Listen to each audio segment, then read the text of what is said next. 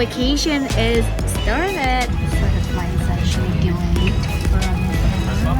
As you can see, the thunderstorm is here. Pizza! We are next to the Chicago Bean.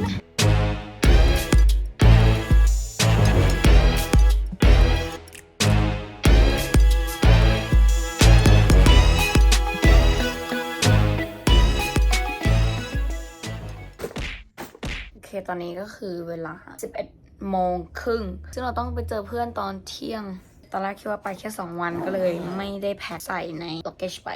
แล้วก็แพ็คใส่ในใบนี้แทน ของยังไม่หมดเลยสภาพตอนนี้ก็คือเหมือนแบบ1ไม่ได้นอนน้อยมาก2ก็คือเมานิดๆแล้วก็แฮงโอเวอร์โอเคสับพร้อมแล้วนะคะเราก็จะนั่งลิฟต์ไปนะจ๊ะอุ้ยแสงดีจุงเลย Hi how are you What's going on? I'm sorry What's going on? Great oh did I lock the door Thank you Have a good one. Yeah you too have a good one My neighbor Hi how are you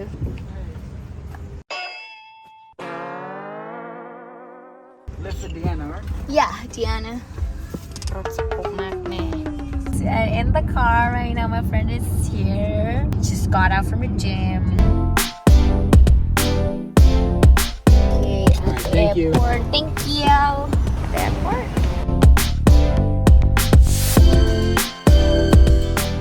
จะเข้าไปเช็คอินคือที่นี่ก็จะมีเช็คอินแบบตู้คล้ายๆกับที่ไทยก็คือเอาพาสปอร์ตใส่ไปเลยแล้วก็ put your last name and also your flight I think it's going to be very very quick for us passport of Thailand ยังใช้ US ก็คือ New York State ID ไม่ได้เพราะว่าเขาเพิ่งจะส่งมาที่บ้านนะคะแต่ว่ารีบบินก็เลยต้องใช้ passport แล้วโอเคจะกินข้าวกันนะคะหิวข้าวมากหิวข้าวแบบที่สุดเลยตอนแรกว่าจะกินข้าวแต่ว่าด้วยความที่ตรงนี้มันแบบฟาสต์ฟู้ดเยอะมากก็เลยคิดว่าโอเคไม่กินเลยแล้วก็เรากำลังจะไปกินร้านที่ใกล้กับเกตมากที่สุดเพื่อที่จะ make sure เราไม่ได้ตกไฟลท์นี่อันนี้ก็เป็นเวนดี้ใครที่มาอเมริกาแล้วรู้สึกว่าอยากกินเบอร์เกอร์ก็ลองเวนดี้ดูแต่ว่าโอเค because I'm not a big fan of burger I'm not sure but like it's probably good is it good Wendy's It's alright. It's alright. Are we getting 2 chicken soups 2 chicken soups And- and turkey panini and turkey panini and a beer? and beer. Vacation is started. It's not gonna start if you don't get a drink. Cheers.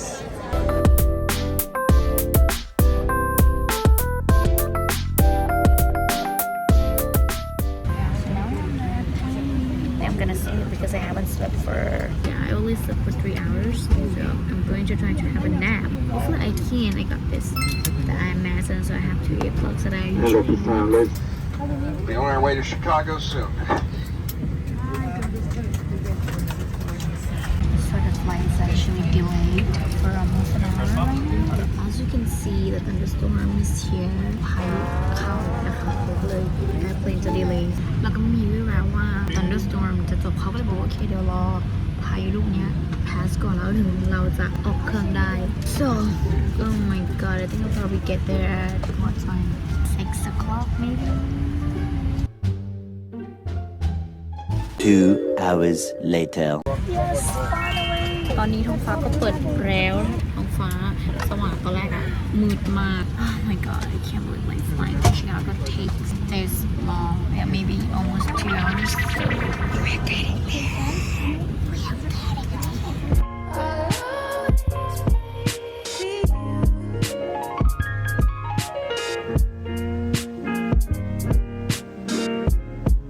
land actually we are landing มันรู้สึกว่าเป็นไฟที่แบบยาวนานมากการจากออกนิวยอร์กมาชิคาโกเวลาก็ห่างกันประมาณ1 ชั่วโมงทุกคนจะเห็นซิตี้แพลนว่าจะเป็นสี่เหลี่ยมแล้วก็เป็นบล็อกแล้วก็เป็นถนนยาวขึ้นมาซึ่งมันง่ายต่อการเดินทางมากและรถไม่ติดนะคะเพราะฉะนั้นบ้านก็จะเป็นอยู่เป็นบล็อกเป็นหลังแล้วมันก็จะมีการจัดโซนบ้านค่อนข้างชัดเจน Made it in Chicago ในที่สุดก็มาถึงชิคาโกแล้วใช่ไหมล่ะ ประมาณแบบรวมๆก็คือน่าจะ5 ชั่วโมงได้กว่าจะมาถึงชิคาโกเราก็จะกำลังนั่งแท็กซี่อาจจะเป็น Uber เพื่อที่จะไปโรงแรมแล้วก็ไปกินข้าวกันซึ่งเรามีมีตติ้งกับ Chinese friend คนหนึ่งของเพื่อนเราก็คิดว่าโอเคน่าจะไปกินอาหารไม่อาหารจริงก็เป็นอาหารญี่ปุ่น I love Japanese food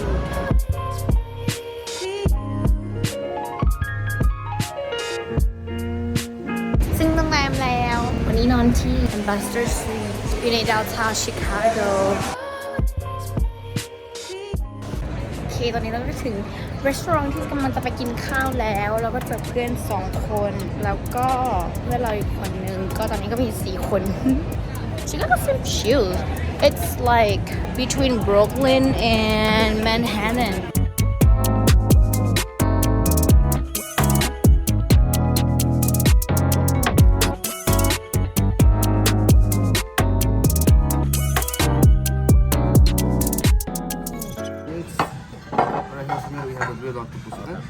Thank you so much. Good morning ก็อยู่ที่ชิคาโกนะคะกำลังกิน breakfast อยู่ Yay I'm blocking their view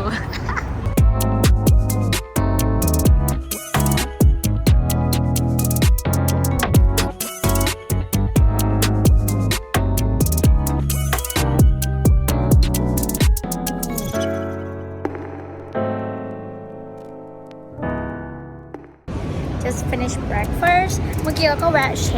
สคือธนาคารถ้าเกิดว่าใครได้มีโอกาสเปิดบัญชีที่อเมริกาหรือว่าเด็ก work and travel หรือว่าคนที่คิดว่าแบบโอเคจะใช้แบงค์ไหนดีคือตอนแรกอะเราเปิด Bank of America แล้วเพื่อนเราอะเปิดเชสคือเรามาพร้อมๆกันแต่ว่าเพื่อนเราอะกลับได้เครดิตในเชสอะค่อนข้างที่จะดีแต่ว่า Bank of America เราเครดิตเราไม่เพิ่มขึ้นเลยตรงข้ามกับเพื่อนเราไปเปิดเชสนางก็จ่ายตรงเวลาทำเหมือนเราทุกอย่างแต่แบบจำนวนเครดิตที่ธนาคารให้ในบัญชีบัตรเครดิตอะพุ่งขึ้นเรื่อยๆความ stable ของธนาคารเชสอะมันมีเยอะมากกว่าเพราะฉะนั้นใครที่จะเปิดเราแนะนำให้เปิดธนาคารสีฟ้ามากกว่าธนาคารตัวอื่นนะคะ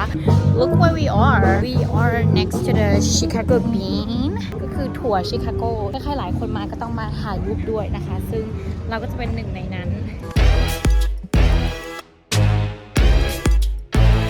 โอเคตอนนี้เราก็อยู่ที่ชิคาโกบีนซึ่งมันมีรูปร่างเหมือนบีนเขาก็เลยเรียกมันว่าตัว The Bean จริงๆ Chicago Beans เนี่ยถือว่าเป็น the world largest outdoor installation ก็คือเครื่องประดับตกแต่งที่ใหญ่ที่สุดในโลกจริงๆเราไปเสิร์ชดูข้อมูลเขาก็บอกว่าโอเคแบบมันใช้เวลา8 เดือนในการที่จะแบบว่าเอาเต็นท์มาคุมก่อนที่จะ install เพื่อที่จะใช้เวลาในการทำเมทัลข้างนอกให้มันมีลักษณะแล้วก็รูปภาพหรือว่าแบบการสะท้อนแสงเหมือนกับกระจกซึ่งเราก็รู้อยู่แล้วว่าเมทัลเนี่ยมันสะท้อนแสงเราจะเห็นว่าคนเนี่ยพยายามที่จะเดินไปรอบๆตัวเมทัลตัวบีนเนี่ยเพราะว่าตัวบีนในแต่ละแองเกิลเนี่ยจะทำให้มีการสะท้อนและรูปร่างเราอ่ะจะไม่เหมือนเดิมอารมณ์เหมือนแบบว่าเข้าเหมยตูก่อนเหมยตูและหลังเหมยตูอะไร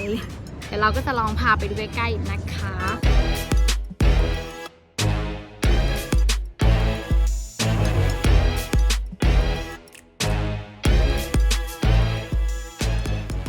ตอนนี้เราก็อยู่ในสวนข้างๆนะคะซึ่งเมื่อไหร่ก็ตามที่เราเห็นดอกไม้มันรีมายเราถึงการไลฟ์สวัสดีตอนเช้าของผู้ใหญ่คนไทยซึ่งแน่นอนว่าถ้าแม่เรามาแม่เราก็จะต้อง ยืนถ่ายรูปดอกไม้แน่นอน it's like typical Asian mother should be like I don't know why but like always do that What? like Asian mothers always trying to zoom in pictures of flowers you know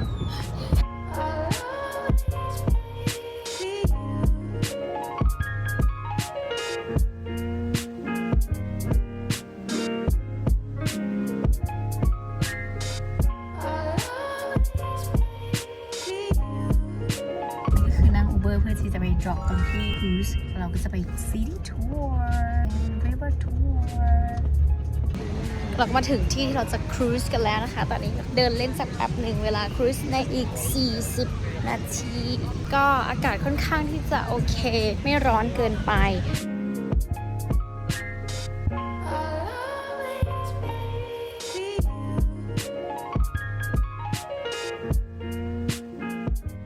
its reputation as a world leader in architecture, a reputation that it holds. มันก็มีการอธิบายเป็นภาษาอังกฤษใช่ไหมว่าทีเนี้ยก็จะมี storage ก็คือ story มากถึง100 ชั้นเลยแล้วก็ใช้ถ่ายหนังด้วย Its original promise that the lakefront should remain forever open open, free, and clear, so that all citizens could enjoy the beautiful lakeshore. อันนี้ถ้าเกิดเราซูมอินก็จะเป็น Soldier Field ซึ่งเป็นสนามที่เขาบอกว่ามีอายุเก่าแก่มากที่สุดในอเมริกานะคะตรงนี้ Soldier Field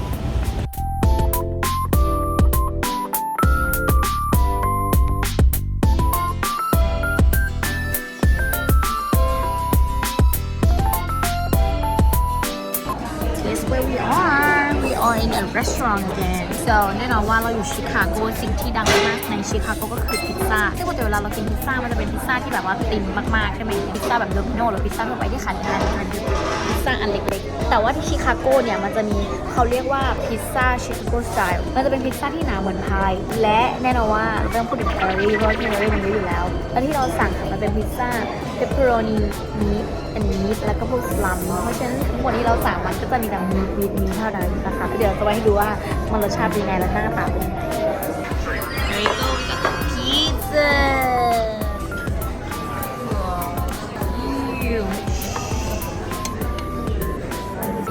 So, look at how cheesy it is.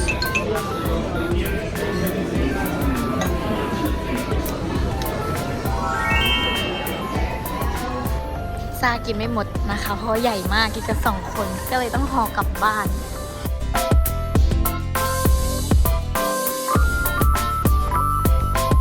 แล้วก็เดินแล้วนะคะ แล้วก็ได้ของฝากเอาไว้ติดตู้เย็น จริงๆ เรากับลูกเมดเนี่ยคุยกันว่าเวลาไปไหนก็ตามเนี่ยให้ซื้อของมาติดตู้เย็น แล้วก็ได้อันนี้มาได้ The Bean of Chicago and Bottle Opener โอเค อันนี้เราก็กลับมาโรงแรมแล้ว ทีนี้เราก็มานั่งคิดว่าเอ๊ะทำไมแบบโรงแรมมันเยอะจังเลย แล้วมันก็ทำให้เรารีมายถึงตอนที่เรียนที่จุฬาอักษรเพราะว่าเราเรียนเอกภูมิศาสตร์ใช่ไหมมันเป็นวิชาเกี่ยวกับ tourist ก็คือการท่องเที่ยวทางภูมิศาสตร์แล้วอาจารย์ก็อธิบายว่าจริงๆแล้วเนี่ยการท่องเที่ยวเนี่ยช่วงก่อนหน้าเนี่ยไม่ได้บูมเลยหลังจากที่สงครามโลกครั้งที่2เนี่ยได้ยุติลงหลังจากนั้นมาไม่นานพวกเครื่องบินหรือว่าอุปกรณ์การรบเนี่ยมันก็ถูกทิ้งร้างไว้เพราะฉะนั้นเครื่องบินที่ใช้ในการท่องเที่ยวเนี่ยมันก็ได้ใช้บ้างแต่ก็ได้ใช้ไม่หมดคนก็เลยรู้สึกว่าโอเคใช้เครื่องบินในการบินละกันพอมีการบินขึ้นเรื่อยๆแล้วก็มีการไปที่ต่างๆเรื่อยๆมันก็เกิดการเดินทางค่อนข้างเยอะเมื่อมันมีการเดินทางที่ค่อนข้างเยอะคนก็เริ่มรู้สึกว่าโอเคอยากไปที่ต่างๆมากขึ้นการเดินทางมันง่ายมากขึ้นมีการแบบไปพักผ่อนในที่ต่างๆเริ่มบินจากที่นึงไปอีกที่นึงเพราะฉะนั้นการท่องเที่ยวมันก็เริ่มเติบโตหลังจากช่วงยุคสงครามโลกครั้งที่2ยุติลงทำให้การท่องเที่ยวมันเพิ่มมากขึ้นสุดท้ายแล้วมันก็มีสายการบินโลคอสเพิ่มมากสถานที่ท่องเที่ยวที่ยังไม่บูมก็เริ่มบูมมากขึ้นมันก็เลยเป็นจุดเริ่มต้นในการท่องเที่ยวอันนี้ก็มาเล่าให้ฟังเพราะว่าอยู่ดีก็นึกออกได้ตอนนั่งอยู่บนรถแท็กซี่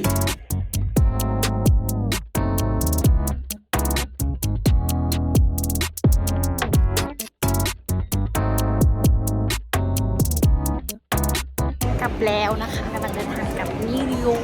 ร์กตื่นเช้ามากกว่าปกติก็ค่อนข้างที่จะเหนื่อยก็กลับไปใช้ชีวิตที่นิวยอร์ก